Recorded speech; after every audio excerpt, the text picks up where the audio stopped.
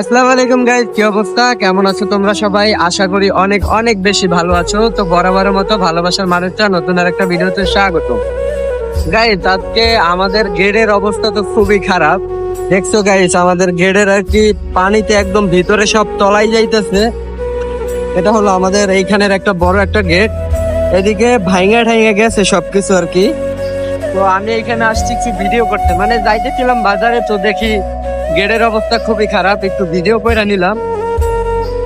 আমি গাইস ফুল দেখাইতেছি।